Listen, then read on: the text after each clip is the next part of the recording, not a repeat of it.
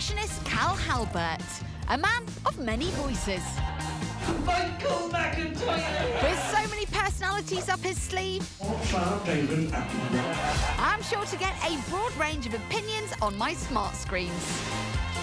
Hello. Hello. Welcome. Starting with this, the Google Nest Hub Max. Its camera and microphone can function as a security camera when you're at work. Next is the Amazon Echo Show 15. Like the Google, it has facial recognition and also comes with a number of widgets to help you organise your life. And finally, the Facebook Portal Plus. This is the most expensive device by some way and is the only one that will let you make calls using WhatsApp and Facebook Messenger. And as they'll all be on display, they need to be attractive. So first up, it is the Google Nest. Now, this is the smallest of our devices. It's got a 10-inch screen. What are your initial thoughts?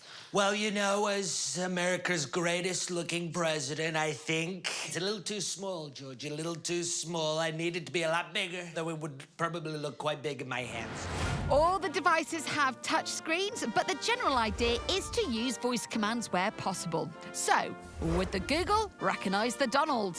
Hey, Google, who is the greatest president of all time? According to Wikipedia, Abraham Lincoln is generally considered the greatest president. Nevertheless, the Nest, though on the small size, is still a tidy-looking device. Next, the Amazon Echo Show. With a whopping 15.6-inch screen, it's the biggest device on test. Would it get the royal seal of approval? It's the only one out of all three of our smart screens that's designed to be hung on the walls. If you do want to use it with a stand, you've got to spend an extra £30. Well, I can see this hanging on the walls of Sandringham, Of Georgia. course, Charles. It's rather clunky, isn't it? It does look like those really old-school sort of photo frames. And finally, the Portal Plus. This has a 14-inch screen and I've got the big yin to help me look at it. You've got your speaker on the back there that also doubles up as your stand. And I would say, I think it's the best looking of the bunch. It's a very beautiful screen. If my wife, Pamela, was a screen, it'd be this one. It seems Billy and I agree. But which device did the man behind the voices think was best? If money was no object to me, it'd be going for the Facebook by a country mile. Completely agree. It is slick, it looks modern. I would be proud to have that out on my kitchen countertop. So it's 1-0 to the Portal. When it comes to smart screen looks, you get what you pay for. On to test 2. A key function of these devices is their ability to host video conversations, in which case you'll want to know that the person you're calling can see and hear you clearly. So, test 2 will assess my device's cameras and microphone performance. So Cal is going to use the cameras and microphones on each of the devices to have 3 quick conversations with me. And I'll be judging the results here in the lounge using this iPad. Its high-quality Retina screen will ensure I can judge everything fairly. Once again, we'll start with the Google, and it seems there's a sportsman on the line. Georgie, can you hear me? It's Andy Murray. The sound quality is good. I can hear you very clearly. The Hub Max relies on 2 microphones to pick up the audio, but would they work as well when Sir Andy moves around the room? I like to be heard on the other side of the court. Going for a shot for John McEnroe over here.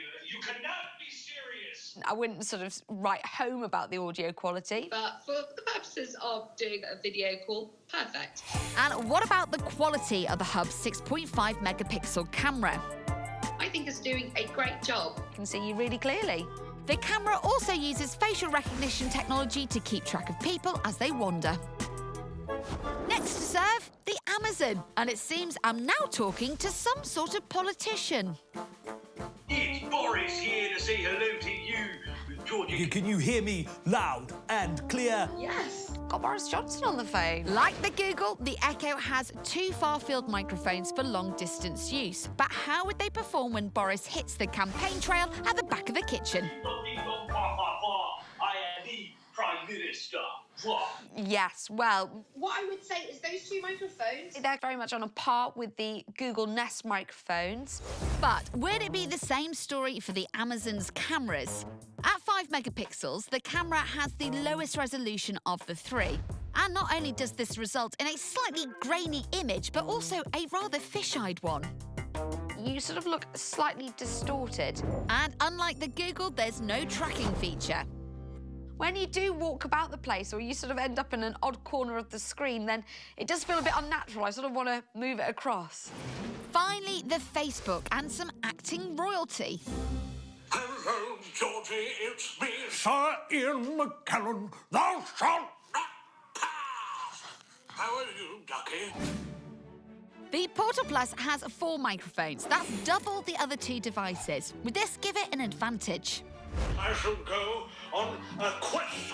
I have to say, audio quality seems quite similar. I would say on a par with the other 2. But what about the quality of the image the Portal's cameras kick out?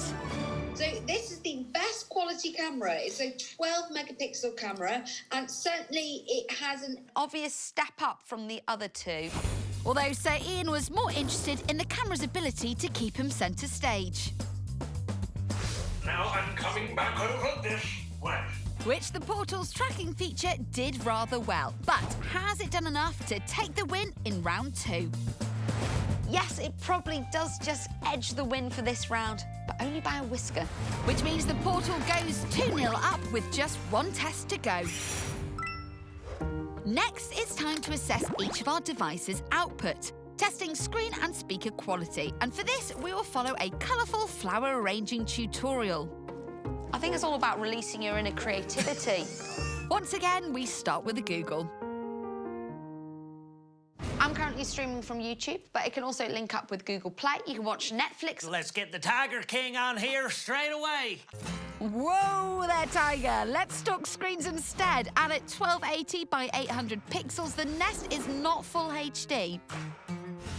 That's slightly over green, that. You're not going to get a soggy bottom with this, are you? Paul Hollywood! Soggy bottom or not, the Google still delivers a bright, clear picture for its size. And there's more. So the screen changes its colour temperature, depending on what kind of ambient light it's in, and it also adjusts its brightness. So it's doing quite a lot of stuff. I would give that a solid 7 out of 10. As for the sound, the speakers comprise of 2 tweeters and a bass driver.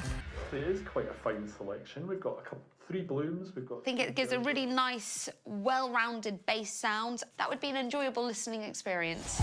On to the Amazon, which features Netflix and Amazon Prime. It is 50% bigger than the last screen, and this is full HD, and I really do notice it. I completely agree with you. Due to the slim design, there are only 2 speakers in the Amazon, and Cal wasn't impressed.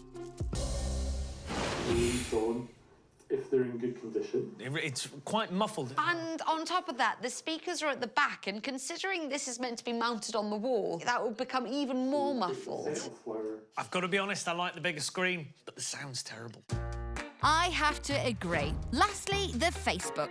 Just want to make sure that everything's balanced. So if we put a trachelium in here... Oh, for me, that sounds nice, that looks nice. What are you thinking? Well, in the words of Michael McIntyre, it's the greatest screen of them all. And one of my favourite things about this is the fact that the screen tilts as well. And perhaps it's no surprise that the picture looks superior, because with QHD resolution, it's got more pixels than any other on test. Speaker-wise, you've got 2 tweeters and a woofer, which gives it that really lovely, rich bass sound. It looks fantastic, the sound's brilliant, and the picture's great as well. The only disadvantage of all this is that you can't get Netflix on there. Nevertheless, there only seems to be one winner of this test.